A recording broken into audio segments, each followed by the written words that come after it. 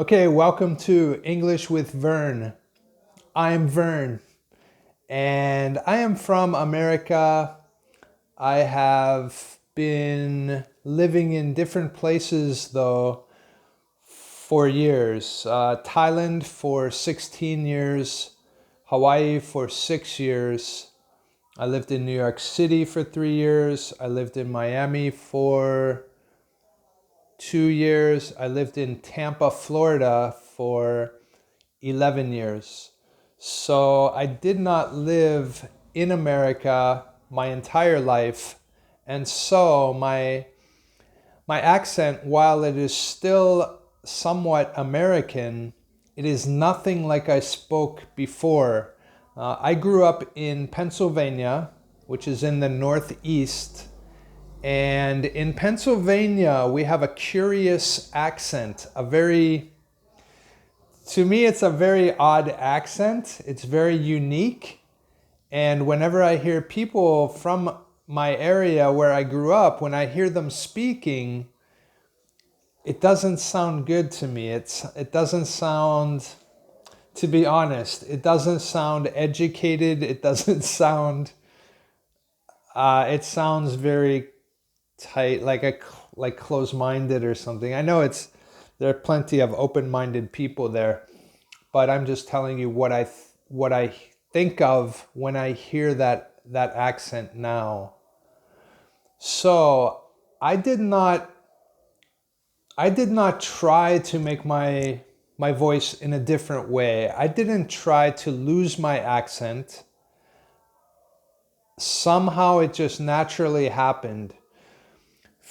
When I graduated high school at 18 years old and I flew to Hawaii because I was in the Air Force.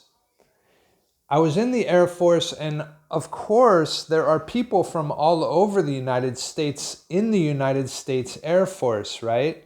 So I heard accents from Georgia, from Michigan, from California, from Florida, from Boston, from New York City, from Texas, from all over the United States.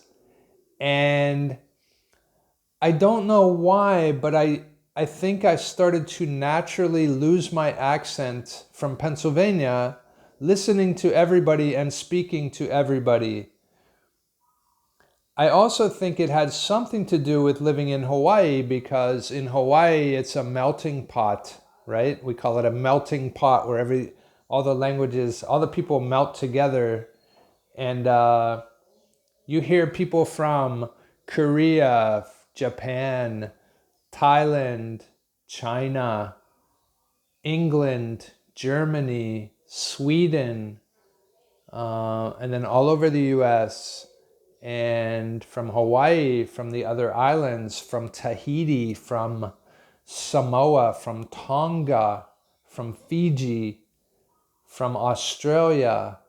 I mean, I met people from everywhere, literally every country, almost every country. I have people that visit Hawaii, right? So I listen to everybody's accent, and somehow, I don't know what happened, but somehow I naturally lost my Pennsylvania accent. And it was very fast when it happened, because what happened was I went to the Air Force at 18, went to Hawaii, came back for a visit a year later, and people were asking me, what is my accent? Where did I get my accent? And I hadn't a clue. I didn't understand, like, what happened. I thought I spoke the same way I always did, right? But I guess when you are young too, when you are 18, 19, and I did not speak much as a teenager. I wasn't a big talker. I didn't speak much at all. I guess in the Air Force, I did speak more. When I was 18, 19, 20, 21, I did speak a lot more. I enjoyed speaking more. I opened up my mind a lot, and I became more open-minded. I became more friendly. I became more conversational with people. I like to talk to people then. I don't know, something happened, right? At this point, where I am now, I've lived in Thailand for 16 years, and I've taught English here for a couple of years, off and on. Right now, I am teaching English here in Thailand, so I have to speak this way. I'm speaking very short, very clearly, I'm using small words, right? So that you understand. And I have to do that for the kids here. I teach young kids. They are only 7 years old, 8, 9, 10, and 11 years old. So that's the age range, right? And if I don't speak this way, they don't understand at all. So how does somebody pick up an American accent? I think if you listen to Americans on YouTube, I think if you watch American movies, I think if you study the differences there, and the American accent is not, there isn't one accent that's American. Okay, there are regional differences. There's Boston. I've never spoken like a person from Boston. New York City, I did speak like that for a little while when I lived there. In the South, Georgia and Florida, I never really spoke that way. I joke with my daughter. We can joke like that and speak like we are from the South. It's kind of funny because she is Thai and American. But it's really quite funny to hear her speak like that. There is Texas, which is different. There is California, which is way different. There is North Dakota, which is quite different. Anyway, there are people from all over America that speak in a little bit different way, and yet there's this underlying accent that pervades, that is part of everybody's speech, or most people's speech. So if you hear somebody say the American accent, you're not really sure where they are from. When I think about the generic American accent and where they might be from, I would say that people from Florida, people from California, Washington State, speak with pretty much no accent, or what I would say is like the American accent. It's hard to say, right? Anyway, if you are coming to my channel to learn about the American accent, you can hear it in my voice too. Some people ask if I am from Europe because I speak in a way that is not very, the American accent is very, the American way of speaking is very authoritative. When you can hear Americans speak, and when they speak, it's as if they are speaking in a way that they don't allow any other interpretation, any other possibilities for what they are saying. So it's like, this is the way it is. It cannot be different. This is the truth. This is the way it is. It's interesting because when I came to Thailand, I really started to understand the American way of speaking, because I heard it in Americans, and I was surrounded by Thai people and mostly Europeans, Australians too, from everywhere except the United States. But when I heard somebody from the United States, I started to understand the difference. And the difference is, in the way of speaking of Americans, is that Americans don't really ask questions. They wait for somebody to ask them a question because they want to answer. They want to be the authority. Because we in the past, I'll say me, I used to be the same. I used to think that the American way was the right way because that's all I knew. That's how I grew up. In America, we don't have the influence of any other country on us, with the exception of Canada a little bit at the top, in the north. Those states that border Canada interact with Canadians a lot, and they have a little bit more open mind. But in the main part of the United States, we don't know what's going on in England. We don't know Germany. We don't know France. We don't know Australia. We don't really know Canada at all. I didn't know Canada whatsoever. So we don't know different points of view. When we go to movies, we watch American movies because there's so many of them, and because it's geared toward making us entertained. It's geared towards making us happy or sad or whatever. But it's all in an American way, right? I don't know if I have ever, before I was 25 years old, if I had ever watched a movie from another country. I didn't have the opportunity even. So when I did have the opportunity in school, I was in university in Florida International University in Miami.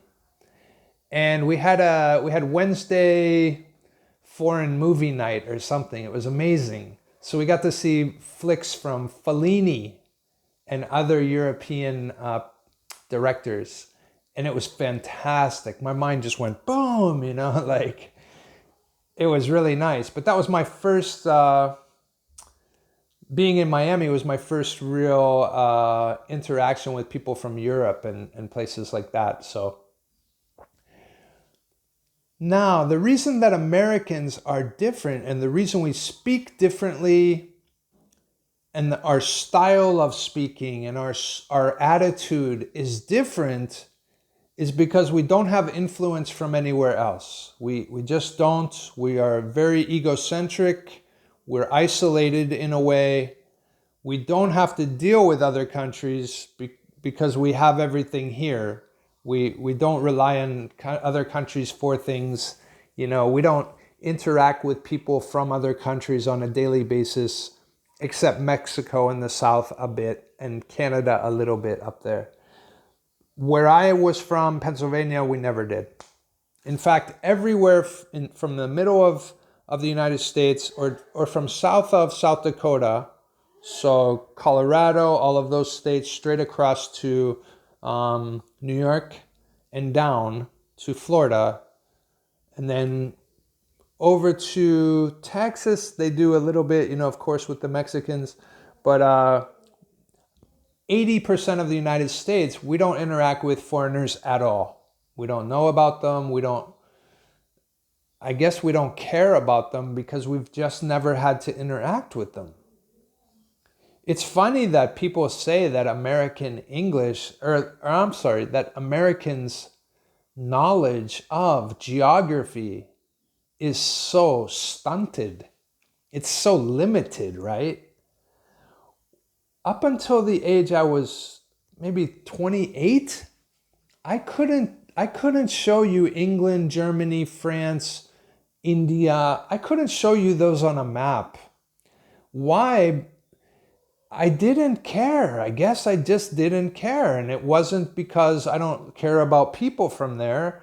I care about everybody from everywhere. It's just that I never had a need to know about that stuff. Now, people that grow up in England are surrounded by other countries. You're literally surrounded by them. Your borders, you might border, in a European country, you might border 5 other countries. And everything is so tight together, they're only as big as like states in the United States. So one country in Europe is as big as like Florida or something like that. So you have a real need for interaction between people of different countries on a daily basis, or almost daily. And you have ease of travel between these countries that are completely different all around you, or even just like within 500 miles of you, like 900 or 1,000 kilometers, right, from you. In America, we have to travel pretty far to reach something like that. So we never go to Mexico really unless it's Cancun. And we very rarely go to Canada. Some people do, but say 2% of the population of America goes to Canada. Maybe 5%. Where do we go for vacation? Florida. Florida is just amazing beaches, cheap everything. We just go to Florida. Or we go to Bahamas, the Caribbean. Some of us on the West Coast will go to Hawaii because it's just amazing, right? It's still the United States. So this is why the American way of speaking, the American attitude, the American ego, this is why it developed, is because we are so isolated. We have isolated ourselves. But also geographically, we are isolated. We can't help it. That's what happened. So other countries, they are more open-minded. They don't speak so firmly. They don't speak so they speak in a way that allows somebody to have a different opinion. In America, we really don't. If someone wants to have a different opinion, it's going to challenge our ego, and then we have to defend it. And then that's why people say that Americans are so confrontational. It's because our egos are like that. Our egos are, what's in our head is correct, and if you disagree with that, we should talk about it, and I'll try to convince you that my way is correct. That's America. That's what we do. In Europe, they speak in a way, in France especially, when they speak English, they speak like, like it's a very, there's a light tone at the end where it's almost a question, and same in Canada. And so I started to pick that up, especially because in Hawaii, I had met some Canadian people. I had dated some Canadian girls, and I love the way of speaking. I love that. Leaving it open to other interpretations, leaving somebody an opening that they could disagree with you. I like that. And somehow I picked that up naturally. I don't understand how. It just happened. But that's where I believe I really started to lose my American accent. So that was a little bit, that was a lot about me. That was a lot about the English accent, the American English accent. That was a lot about American attitude and American ego and why we develop as we do. And so many countries, people don't like Americans. They don't like to speak with us because we are the way that we are. There are plenty of Americans that have opened their minds. There are plenty of Americans that have visited other countries. There are plenty of Americans that don't speak like this is the absolute truth and you have to believe it. And if you disagree, you're disagreeing with me and my ego, and we have to talk about it and confront you. And there's plenty of us that are not like that in America. But the overwhelming majority, 90% maybe, are the other way. Maybe 80%. If I'm being nice. So the American accent, many countries love it. Apparently in Singapore, they love it, and they really try to copy it. In Thailand, they love it. In Malaysia, I'm not sure. In the Philippines, they like it or love it. They try to copy it as well. I'm trying to think of Asian countries that I've been to. Burma, they don't have any idea about English. Laos, they have no idea. Indonesia, I'm not sure. But so many countries do like it. Many countries have adopted the standard of English from England, the accent from England. And to me, it's really cool. I love it. I don't think it's ideal because I can't understand all the time. And I have heard this from many children, many students that I taught over the years, adult students as well, that the American English accent is very easy to understand. When I speak, I hope that you understand me. I think 100%, if you know English to some degree, you probably understood almost everything I said here right now, right? Because of course it is an accent, but it's not, doesn't vary too much. It's not dramatic. It's not emotional. It isn't, it doesn't distort the words from the way it's spelled. If you hear me say spelled, you can hear the S, the P, the E, the L's, and the D at the end, right? Spelled. In some countries, Australia and UK and other English-speaking countries, you might not hear it so clearly, and it's hard to follow sometimes. So the American accent is very easy to understand when you listen, and so I think it's very easy to learn, right? It makes it easier to learn as you go forward.